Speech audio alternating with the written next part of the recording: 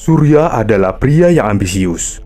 Ketika usahanya mulai bangkrut dan hutangnya menumpuk, ia tak melihat jalan lain selain mencari kekayaan lewat cara yang terlarang.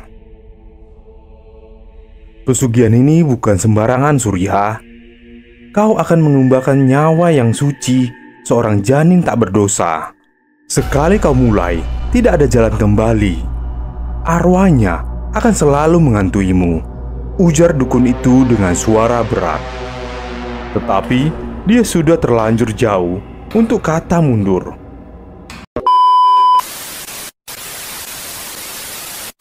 Halo kawan-kawanku, sobat frekuensi fobia. Terima kasih sudah ngeklik video ini. Bang Nando di sini akan membawakan lagi kisah tentang horor, kisah mistis, kisah supranatural yang ada di Indonesia maupun yang ada di luar negeri. Kawan-kawanku, sobat-sobat frekuensi fobia, dukung terus channel ini dengan cara subscribe, like, dan komennya agar aku semakin semangat buat kontennya dan channel ini semakin berkembang. Untuk menyingkat waktu kalian semua, kita langsung masuk saja ke videonya.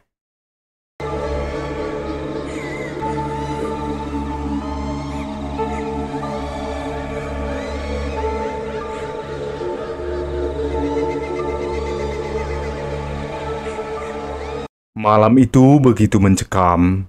Hujan turun deras di tengah kegelapan, menyelimuti desa kecil di pinggiran hutan dengan suasana yang mistis. Pohon-pohon tinggi bergoyang tertiup angin kencang, menciptakan bayangan yang menakutkan di antara kabut yang mengapung di udara jauh di dalam desa. Sebuah rumah tua berdiri dengan atap yang sudah lapuk, tepatnya di mana sebuah ritual mengerikan akan segera dilakukan. Rumah itu milik Pak Surya, seorang pria parubaya yang dikenal sebagai dukun sakti di desanya. Namun, meski dikenal memiliki ilmu yang tinggi, Pak Surya juga dikenal karena ilmunya yang terkutuk. Ia telah jatuh dalam keinginan gelap tentang pesugihan. Konon, pesugihan yang ia pilih bukan pesugihan biasa saja. Itu adalah pesugihan yang janinnya ditumbalkan. Tumbal terlarang yang diyakini mampu mendatangkan kekayaan besar, namun dengan harta yang tak terbayangkan. Surya adalah pria yang ambisius. Ketika usahanya mulai bangkrut dan hutangnya menumpuk, ia tak melihat jalan lain selain mencari kekayaan lewat cara yang terlarang. Setelah mendengar tentang pesugihan janin dari seorang rekan lamanya, Surya memutuskan untuk menghubungi seorang dukun hitam yang terkenal mampu melancarkan ritual tersebut. "Saya ingin menjadi kaya raya," kata Pak Surya kepada dukun hitam itu di suatu malam saat mereka berkumpul di sebuah gubuk kecil di tengah hutan. Mata dukun itu menyipit, seolah menimbang seberapa serius keinginan Pak Surya. "Pesugihan ini bukan sembarangan, Surya. Kau akan mengumbarkan nyawa yang suci seorang janin tak berdosa. Sekali kau mulai, tidak ada jalan kembali. Arwahnya akan selalu menghantuimu," ujar dukun itu dengan suara berat. Surya terdiam sesaat, tetapi keserakahannya mengalahkan keraguan dari dukun itu. "Aku tidak peduli. Berapapun harganya, aku sanggup," kata Pak Surya. Dukun hitam itu mengangguk pelan, lalu memberikan syarat utama. Surya harus menumbalkan janin dari seorang perempuan yang akan melahirkan dalam waktu dekat. Janin itu harus diambil dalam kondisi hidup, dibawa ke tempat ritual, dan dikorbankan tepat di bawah sinar bulan purnama. Hanya dengan itu, pesugihan akan berhasil. Surya kembali ke desanya. Pikirannya penuh dengan rencana gelap. Ia tahu bahwa menumbalkan janin adalah perbuatan yang terkutuk, tetapi dia sudah terlanjur jauh untuk kata mundur. Malam demi malam, ia memikirkan siapa yang akan menjadi korbannya. Tak lama kemudian, ia mendapatkan jawabannya. Sari, seorang wanita muda yang sedang hamil tua, istri dari salah satu dari temannya. Sari tinggal tak jauh dari rumah Surya.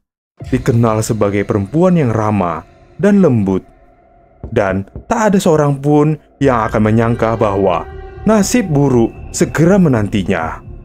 Surya memulai rencananya dengan mendekati suaminya, Darto, yang sedang kesulitan dari finansial atau keuangan. Surya menawarkan bantuan keuangan, tetapi tentu saja dengan niat tersembunyi. Darto yang buta akan niat jahat Surya menerima bantuan itu dengan senang hati. "Surya, terima kasih banyak ya. Kau benar-benar menyelamatkan keluargaku," kata Darto suatu malam ketika mereka sedang duduk bersama di teras rumah. "Jangan khawatir, Darto. Aku hanya ingin membantu teman lama," balas Surya dengan senyum yang terlihat tulus. Meski di dalam hatinya, ia sudah menetapkan nasib Sari dan janin sebagai tumbalnya. Ketika hari yang ditunggu-tunggu mendekat, Surya memulai mempersiapkan segala sesuatunya di rumahnya. Rumahnya diubah menjadi tempat ritual yang gelap dan menyeramkan. Lilin-lilin hitam dipasang di setiap sudut ruangan itu. Bau dupa yang menyengat memenuhi udara, dan berbagai jimat serta sesaji disusun rapi di atas meja ritual. Semua sudah siap untuk malam purnama. Di malam yang ditentukan, Sari mulai merasakan kontraksi di perutnya. Darto yang panik segera meminta bantuan Surya untuk membawa Sari ke dukun beranak. Namun, Surya memiliki rencana lain. "Kamu bawa aja ke rumahku dulu, Darto," kata Surya. "Aku akan menghubungi dukun beranak." Pura-pura menawarkan bantuan untuk Darto. Dengan terburu-buru, Darto menggendong Sari yang sedang sakit menuju rumah Surya. Mereka yang tidak tahu bahwa tempat itu telah diubah menjadi altar kematian untuk anak mereka yang belum lahir. Sesampainya di rumah Surya, suasana mencekam langsung menyelimuti. Lilin-lilin hitam yang berkedip-kedip, bau dupa yang menyesakkan, dan keheningan yang tidak wajar membuat Darto merasa tidak nyaman.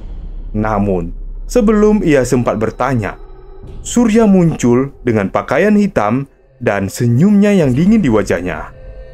"Surya, apa yang kamu lakukan? Mana berdukun beranaknya?" tanya Darto dengan cemas. Surya tak menjawab. Ia mendekati Sari yang berbaring di lantai.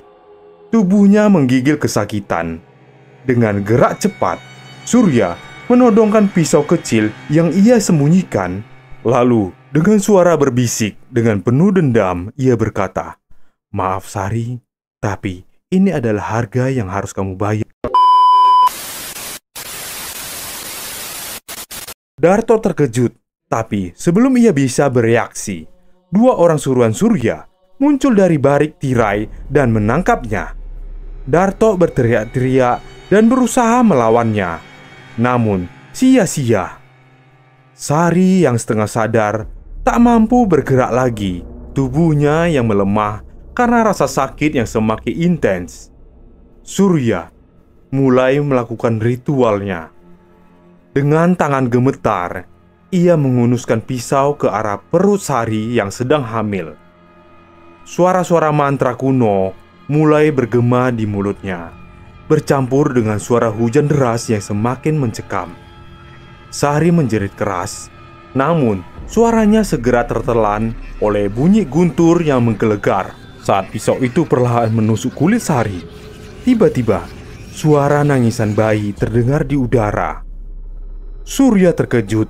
Ia belum menyentuh janin itu, namun suara tangisan itu jelas terdengar, menghantui setiap sudut rumah.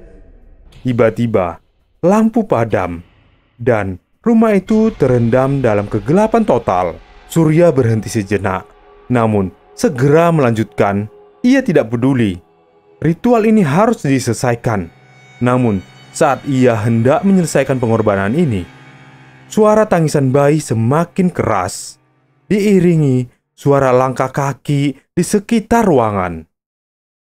Lilin-lilin kembali menyala dengan sendirinya, namun api mereka berubah menjadi merah darah. Di hadapan Surya, bayangan seorang perempuan dengan wajah pucat muncul, menatapnya dengan penuh dendam. Itu adalah arwah janin yang hendak ia tumbalkan. Perempuan itu membuka mulutnya, namun yang keluar adalah jeritan bayi yang mengerikan, menggema di seluruh ruangan. Darto yang terikat menatap dengan ketakutan. Sementara Sari tak bisa bergerak lagi. Matanya terbuka menjadi putih, namun jiwanya sudah pergi. Surya mulai panik. "Ini tidak mungkin. Aku mengikuti semua petunjuknya," teriaknya. Mencoba mengusir bayangan itu dengan mantra-mantra. Namun bayangan itu semakin mendekat. Tangannya terulur ke arah Surya, menggapai-gapai dengan cakar yang panjang yang sangat dingin. Tiba-tiba Surya merasakan suatu cengkraman di lehernya. Bayangan itu kini berada tepat di hadapannya. Matanya hitam pekat tanpa cahaya. Jeritan bayi masih menggema. Semakin lama, semakin melengking. Tubuh Surya mulai menggigil. Dingin yang membekukan merayap ke seluruh tubuhnya. Ia tidak bisa bernapas. Jantungnya berdegup kencang, seolah hendak meledak di dalam dadanya. Dengan jerit terakhir, Surya jatuh ke lantai. Tubuhnya kaku dengan mata yang melotot dan darah mengalir di mulutnya. Bayangan itu lenyap, namun suara tangisan bayi tetap terdengar, terus menggema hingga seluruh desa bisa mendengarkan suara bayi itu di malam itu. Keesokan harinya, warga desa menemukan Darto pingsan di rumah Surya. Sementara Sari sudah tak bernyawa. Tubuh Surya ditemukan dalam keadaan yang mengerikan. Wajahnya membiru seakan dicekik oleh sesuatu yang tak terlihat. Desas-desus tentang pesugihan janin yang menyebar dengan cepat. Dan sejak saat itu, rumah Surya dianggap terkutuk. Namun, yang paling mengerikan adalah suara tangisan bayi yang masih terdengar dari dalam rumah setiap kali malam purnama tiba. Mereka bilang itu adalah arwah janin yang tidak bisa pergi kemana-mana, selalu menuntut nyawa untuk membalas dendam. Selesai. Sampai sini dulu cerita dari Tumbal yang Terlarang yang mengorbankan janin untuk pesugihan. Pesan-pesan moral yang bisa kita ambil dari kasus ini adalah: yang pertama, mengejar harta dengan cara tidak benar, seperti menumbalkan nyawa untuk pesugihan, adalah tindakan yang sangat berbahaya dan tidak bermoral. Beberapa pesan moral yang bisa diambil: nilai kehidupan. Setiap nyawa adalah berharga dan tidak ada harta yang sebanding dengan kehidupan manusia. Menghargai dan melindungi nyawa adalah tanggung jawab kita semua. Yang kedua adalah karma dan akibat. Tindakan buruk akan membawa akibat buruk. Mencari kekayaan dengan cara yang tidak benar akan membawa penderitaan dan kesengsaraan, baik bagi diri sendiri ataupun orang lain. Yang ketiga adalah contoh untuk generasi yang akan mendatang. Tindakan kita menjadi contoh generasi yang akan mendatang. Dengan memilih jalan yang benar, kita mengajarkan nilai-nilai positif kepada anak-anak cucu kita. Ingatlah bahwa kekayaan sejati adalah hati yang bersih dan hidup yang penuh dengan kebaikan dan kasih sayang. Sampai sini dulu cerita dari Tumbal yang Terlarang. Untuk kawan-kawanku Sobat Frekuensi Fobia, dukung terus channel ini semakin berkembang dan aku semakin semangat untuk buat kontennya. Dan aku punya pesan terakhir untuk kalian. Tetaplah berdoa, kalau tidak, hal yang tak kasat mata akan menghantuimu. See you in the next video. Goodbye.